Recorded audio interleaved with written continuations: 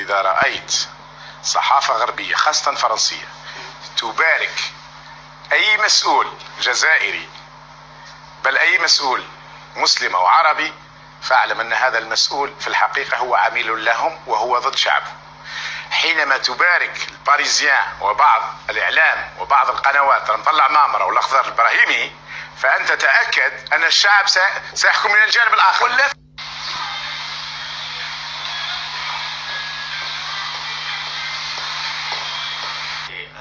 Qui a fait ces massacres?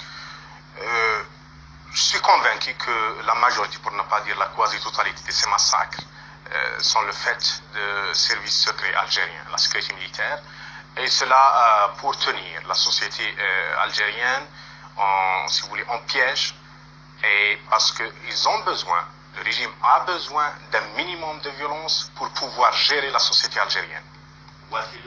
Ancien diplomate algérien en Libye, Mohamed Larbizitout connaît parfaitement le fonctionnement de l'armée algérienne.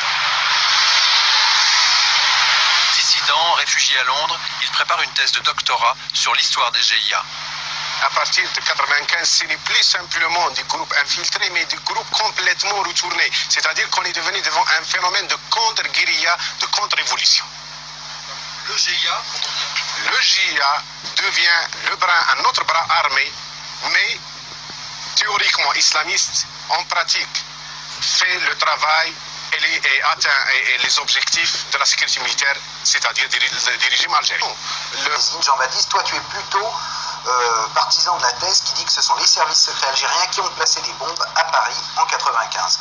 En tout cas, la thèse est énorme, mais elle n'est pas complètement nouvelle, parce que déjà en 95, certains services français s'étaient demandé si les services algériens n'étaient pas impliqués. Alors, bon, c'est troublant. En plus, nous, on a trouvé quand même un diplomate algérien, un ancien diplomate algérien à Londres, qui témoigne à visage découvert et qui confirme les propos de l'Observeur. Yves Bonnet dément, soit. Mais à en croire l'ancien numéro 2 de l'ambassade d'Algérie en Libye, aujourd'hui réfugié en Europe, acheter des journalistes ou des députés est une pratique courante des ambassades algériennes.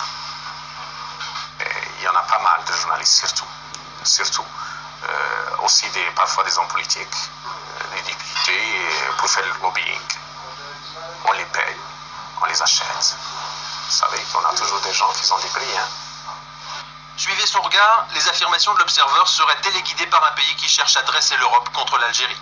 Notre diplomate dissident, lui, confirme les révélations de l'Observeur. À l'époque des attentats de Paris, il était encore en poste en Libye et ses collègues des services secrets lui ont fait de drôles de confidences. Il y en a des gens de la sécurité militaire, particulièrement donc des gens à l'ambassade qui n'ont pas hésité à dire bon, écoutez, il faut que la France ne change pas de comportement, ne change pas de soutien. Il faut les faire, j'allais dire, les conduire dans un sens donné. Je crois que les bombes, c'était surtout pour que la France ne change pas de position, ne change pas de ce soutien aussi précieux et inconditionnel pour le régime algérien. Ce type d'anecdote, c'est susceptible d'être raconté. Ah non. Ah non, ça c'est... Ne me quittez pas, parce que là, je suis emmerdé, là. Protégé par l'armée, Zitouni va prendre la tête des GIA en octobre 1994. Pour cet ancien numéro 2 de l'ambassade d'Algérie en Libye, les services secrets algériens ont réussi ce jour-là un coup de maître.